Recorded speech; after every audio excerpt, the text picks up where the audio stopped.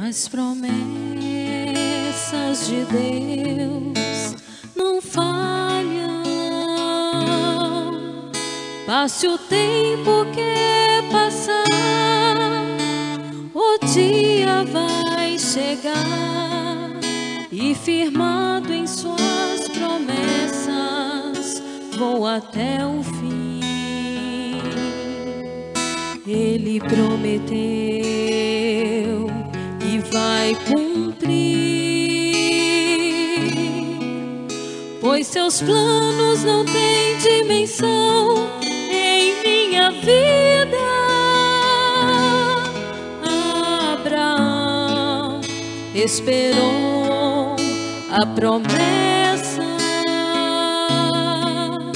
e o tempo que passou o fortificou. Amazing grace, how sweet the sound that saved a wretch like me. I once was lost, but now I'm found.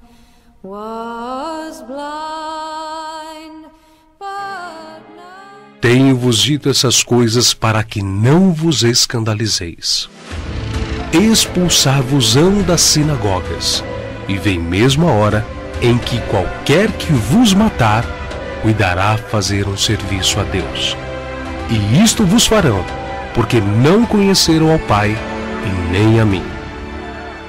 Portanto, eis que eu vos envio profetas, sábios e escribas. A uns deles matareis e crucificareis, e a outros açoitareis nas vossas sinagogas, e os perseguireis de cidade em cidade. Então vos hão de entregar para serdes atormentados e matar-vos-ão. E sereis odiados de todas as gentes, por causa do meu nome. O Senhor Jesus foi o primeiro a sofrer pelo testemunho da verdade, sendo Ele mesmo a própria verdade e o próprio Deus. Ele foi perseguido desde seu nascimento até a sua morte. Foi desprezado, rejeitado e humilhado por aqueles que eram seus, os judeus. Mesmo assim, ele não poupou a si mesmo do preço que haveria de pagar pela salvação dos homens. Estevão, discípulo de Cristo, foi o primeiro mártir. Ele foi um dos 7 diáconos em Jerusalém. Um homem cheio de fé e da sabedoria de Deus. Seu martírio foi ocasionado pela fidelidade com a qual pregou o Evangelho aos entregadores e assassinos de Cristo.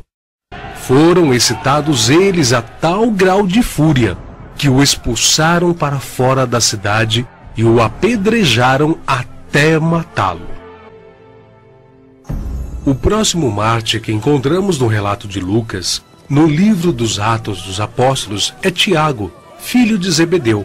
Por ordem de Herodes Agripa, foi preso e decapitado em Jerusalém em meados dos anos 42 e 44, tornando-se assim o primeiro dos apóstolos a receber aquele cálice que ele mesmo tinha dito ao Salvador que estava disposto a beber. Filipe era natural da cidade de Betsaida, na Galileia, cidade de André e Pedro. Historiadores afirmam que Filipe pregou na Frígia e foi apedrejado em Hierápolis. Tiago, chamado Menor, filho de Alfeu, evangelizou nas regiões da Palestina e no Egito. De acordo com escritos primitivos, foi martirizado com a idade de 99 anos, espancado e apedrejado pelos judeus, os quais usaram de um cacetete para feri-lo no crânio com requintes de crueldade. Também chamado Filho da Consolação, Barnabé era levita, natural de Chipre, um homem cheio do Espírito Santo. Segundo a história nos conta, Barnabé foi torturado, arrastado com uma corda amarrada ao seu pescoço e depois queimado vivo. Evangelista Marcos. Foi ele quem, na companhia do apóstolo Pedro, escreveu o primeiro dos 4 evangelhos. Relatos contam que pagãos o arrastaram pelas ruas de Alexandria ao ponto de ser despedaçado. Simão Pedro era pescador em Cafarnaum, onde morava com sua sogra. Entre muitos outros santos, o bem-aventurado apóstolo Pedro foi condenado à morte e crucificado em Roma por ordem de Nero. A história relata que ele mesmo pediu para ser crucificado de cabeça para baixo, porque se considerava indigno de ser crucificado da mesma forma que o seu Senhor. Saulo, depois nomeado Paulo, nasceu na cidade romana de Tarso. Era de descendência judaica, hebreu da tribo de Benjamim.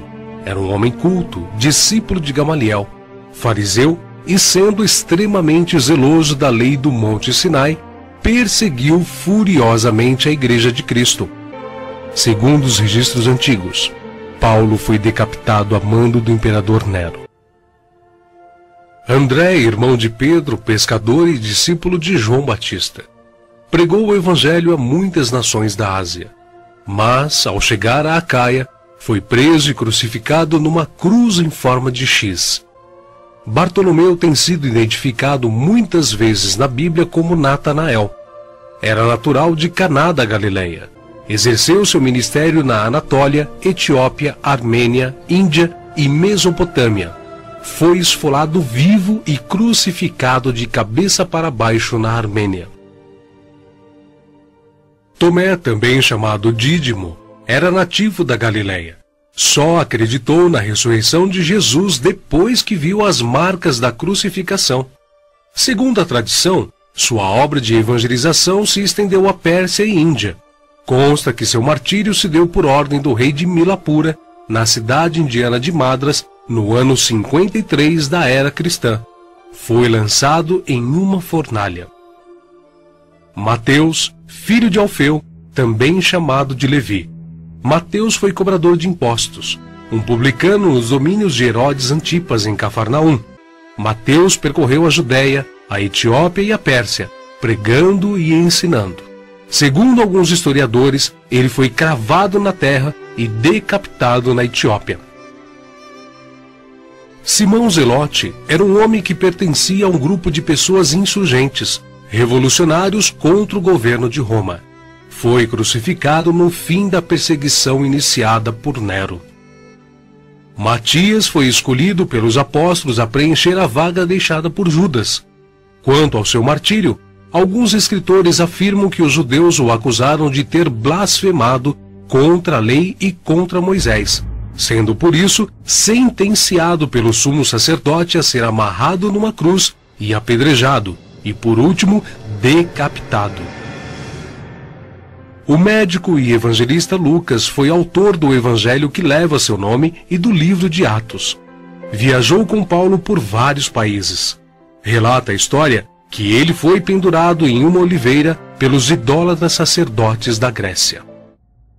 Não há ruína tão interessante como o anfiteatro romano, situado em meio às 7 colinas da antiga capital do mundo. Essas ruínas nos levam a lembrar os horrores e perseguição aos verdadeiros seguidores de Cristo. Neste local, os verdadeiros cristãos combatiam pela fé, tombando e sendo dilacerados pelas feras.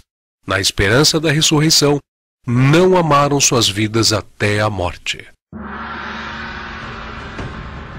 Nenhum entretenimento era popular se não fosse acompanhado do derramamento de sangue e perda de vidas humanas. O que mais agradava aquele povo era ver o sangue humano.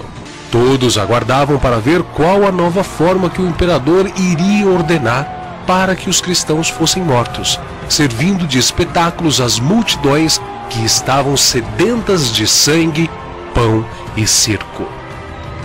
Lançado aos leões, martirizados em público, violentados, estraçalhados, partidos ao meio, crucificados, servidos de tocha humana.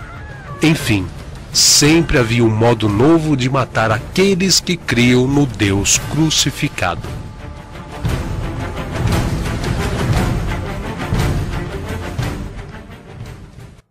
Entre os numerosos mártires que sofreram durante esta perseguição estava o apóstolo João, que foi fervido em óleo e depois desterrado em Patmos, e também Antipas, fiel testemunha do Senhor, que foi queimado vivo dentro de um boi de ferro incandescente. A maioria dos escritores da antiguidade concorda que o anjo, ou seja, o bispo da igreja de Esmirna, era Policarpo, afirmando que ele era discípulo de João. Ante a firmeza do ancião, o juiz ordenou que Policarpo fosse queimado vivo, atado já em meio à fogueira, e quando estavam a ponto de acender o fogo, Policarpo levou os olhos ao céu e orou em voz alta: Senhor Deus soberano, te dou graças porque me consideraste digno deste momento, para que junto a teus mártires eu possa ser parte no cálice de Cristo. Por isso te bendigo e te glorifico. Amém. Assim, em meio às chamas, entregou a vida o bispo ancião. Também neste mesmo período, em Lyon, na França, foi executada Blandina, que foi presa e torturada a tal ponto dos carrascos terem que revezarem entre si. Depois foi atirada a touros ferozes que perfuraram seu corpo. Como em meio a tantos tormentos, Blandina seguia firme em sua fé. As autoridades ordenaram que fosse degolada. Felícitas, viúva cristã, também sofreu por recusar-se a abandonar a sua fé juntamente com seus 7 filhos. Uns foram açoitados até a morte, outros degolados, e ela, por último, decapitada. Para Perpétua e Felícitas, o fim viria através dos chifres de um touro enfurecido. Primeiro, ele atingiu Perpétua, depois foi atrás de Felícitas. Elas levantaram diversas vezes, mas o animal não conseguiu liquidá-las. No fim, Felícitas foi decapitada, e quando chegou a vez de Perpétua, o gladiador tremia e só conseguiu feri-la. Então, ela tomou-lhe a mão e guiou a espada até o seu pescoço, aceitando a morte em nome de Cristo. Haviam poucos lugares onde a perseguição não estava na moda. A África e Alexandria, em especial, poderiam ser chamadas de Escola dos Mártires, e é impossível determinar o número de mártires nem enumerar as várias formas de torturas e mutilações sofridas por eles. Fogo, chicotes, espadas, adagas, cruzes, veneno e fome se empregaram nos diversos lugares para dar morte aos cristãos, e se esgotou a imaginação no esforço de inventar torturas contra pessoas que não tinham cometido crime algum, senão o de amar ao próximo como Cristo os amou.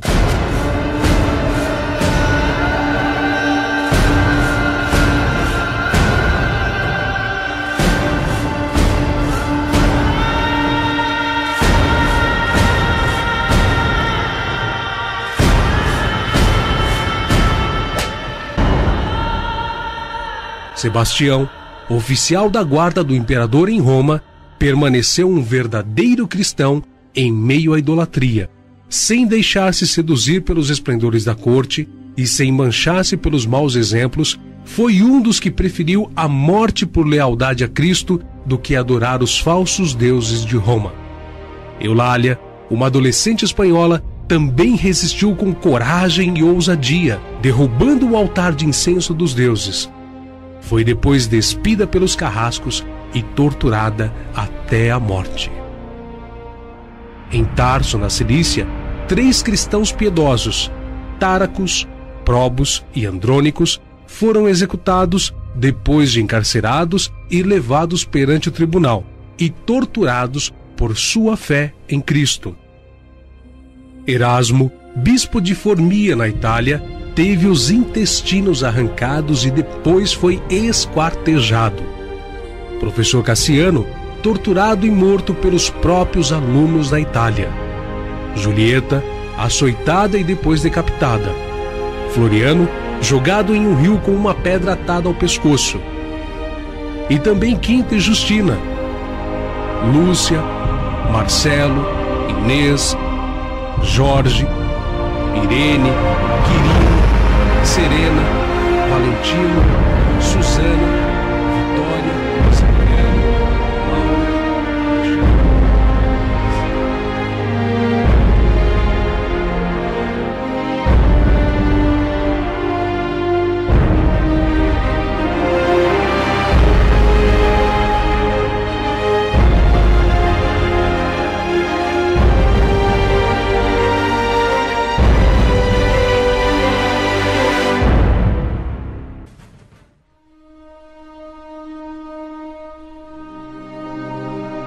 Os cristãos primitivos eram, na verdade, um povo peculiar.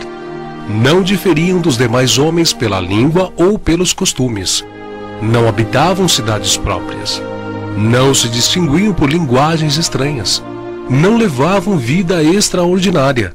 Qualquer terra estranha era pátria para eles, e qualquer pátria, uma terra estranha. Tinham a mesa em comum, mas não um leito. Vivendo na carne, não militavam segundo a carne. Na terra, viviam participando da cidadania do céu. Obedeciam às leis, mas as ultrapassavam em suas vidas. Amavam a todos, sendo por todos perseguidos, e quando entregues à morte, recebiam a vida. Na pobreza, enriqueceram a muitos. Eram desprezados, mas no meio das desonras, sentiam-se glorificados. Difamados, mas justos. Ultrajados, mas benditos. E quando eram injuriados, a abençoavam. Sua conduta irrepreensível e fé invariável reprovava e perturbava a paz dos pecadores. Apesar de serem poucos e sem riqueza, posição ou títulos, constituíam um terror para os malfeitores. E onde quer que seu caráter e doutrina fossem conhecidos, isso era notório a todos. Os cristãos que abraçavam o martírio não o faziam movidos por mera opção, impulsos ou convicções humanas, mas pela vontade e permissão divina, que concede ao fiel a força e a coragem necessárias para suportar a mais terrível das provações em defesa da fé em Jesus Cristo. As perseguições produziram uma igreja pura, pois conservava afastados todos aqueles que não eram sinceros em sua confissão de fé.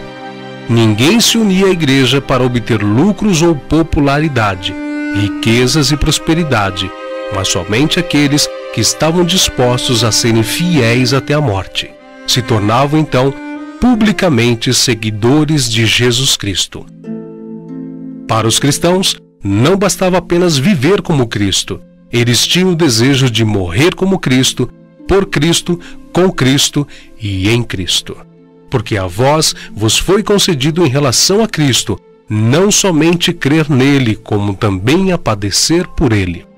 Onde quer que procurassem refúgio, os seguidores de Cristo eram caçados como animais. Eram forçados a procurar esconderijo nos lugares desolados e solitários. A primitiva igreja em Roma poderia ser chamada com razão de Igreja das Catacumbas. Sob a mais atroz perseguição, esses cristãos se conservaram incontaminados em sua fé, privados de todo conforto, excluídos da luz do sol, tendo lar no seio da terra, obscuro mas amigo, não faziam queixa alguma. Antes, com palavras de fé, paciência e esperança, animavam-se uns aos outros a suportar a privação e a angústia. A perda de toda a bênção terrestre não os poderia forçar a renunciar sua crença em Cristo. Provações e perseguições não eram, senão, passos que os levavam para mais perto de seu descanso e recompensa.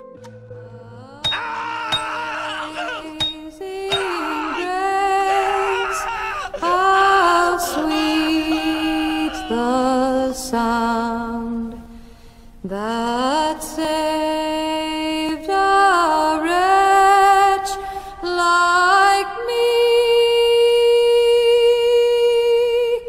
I once was lost,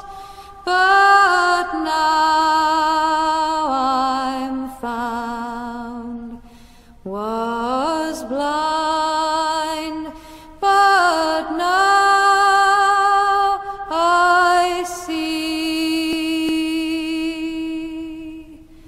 'Twas grace that taught my heart to fear, and grace my fears relieved.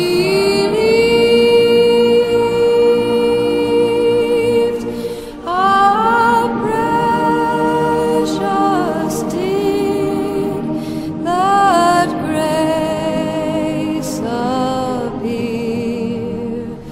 the hour I first believed.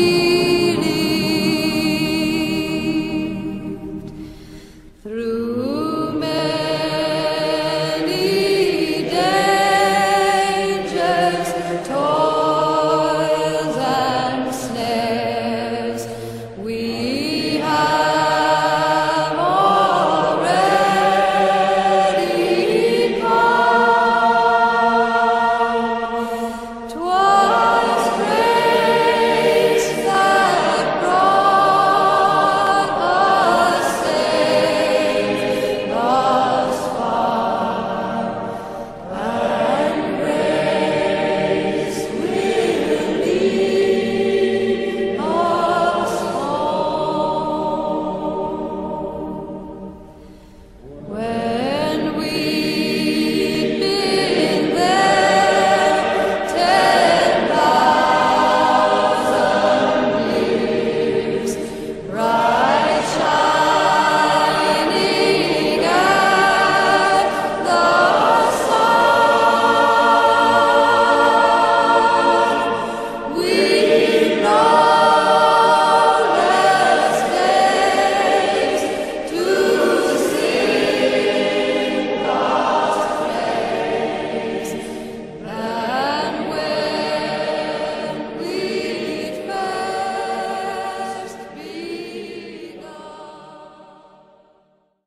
As promessas de Deus não falham.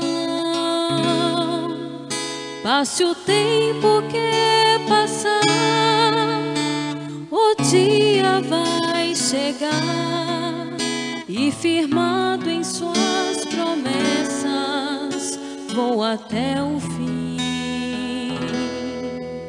Ele prometeu e vai cumprir, pois seus planos não têm dimensão em minha vida. Abraão esperou a promessa, e o tempo que passou o fortificou. As promessas de Deus não falham.